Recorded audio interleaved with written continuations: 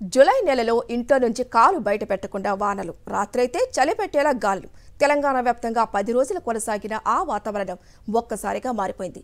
నెల రోజులుగా వానల జాడే లేకుండా పోయింది. ఇదేమైనా ఎండాకాలమా అన్నట్లుగా ఉష్ణోగ్రతలు నమోదవుతున్నాయి.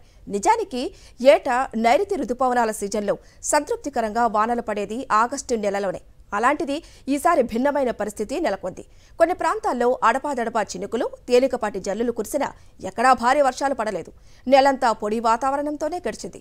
ఇదే సమయంలో సగటున 29.5 డిగ్రీలకు పైన గరిష్ట ఉష్ణోగ్రతలు నమోదవటం, గత 4 దశాబ్దాల్లోనే అత్యధిక వేడి ఆగస్టు నెలగా నిలవడం వర్షాభావ పరిస్థితికి అద్దం పడుతోంది.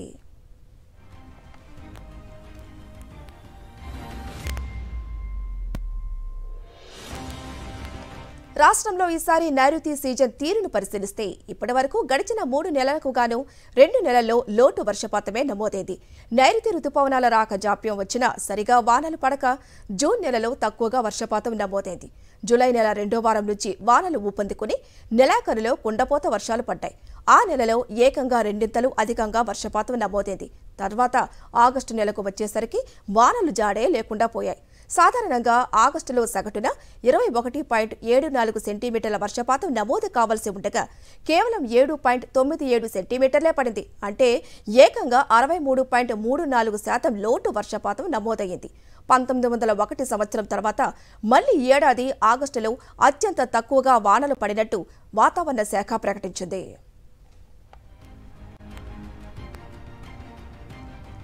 అయితే నైరుతి రుతుపవనాల సీజన్ మొత్తం వర్షపాతాన్ని పరిగణలోకి తీసుకుంటే సగటు వర్షపాతం అధికంగానే ఉంది. సాధారణంగా జూన్ 1వ తేదీ నుంచి ఆగస్టు 30 వరకు 56.69 సెంటీమీటర్ల వర్షం కురవాలి. ఈసారి అంతకన్నా 13% ఎక్కువగా 64.22 సెంటీమీటర్లు కురిసింది. ఇందులో జూన్లో తీవ్ర లోటు ఉండగా జూలై చివరి నాటికి ఏకంగా 57% అధిక వర్షపాతం నమోదైంది. ఈ నెలలో వానలు కురవకపోవడంతో అధిక వర్షపాతం 13%కి పడిపోయింది. ఆగస్టు మొదటి వారం నుంచి 3వ వారం వరకు వరుసగా పొడి వాతావరణంతో డ్రై స్పెల్ నమోదైంది.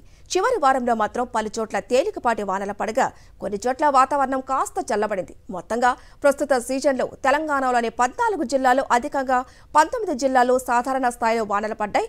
మండలాల వారీగా పరిశీలిస్తే 26 మండలాల్లో అత్యధిక వర్షపాతం, 236 మండలాల్లో అధిక వర్షపాతం, 293 మండలాల్లో సాధారణ వర్షపాతం, 27 మండలాల్లో లోటు వర్షపాతం నమోదైంది.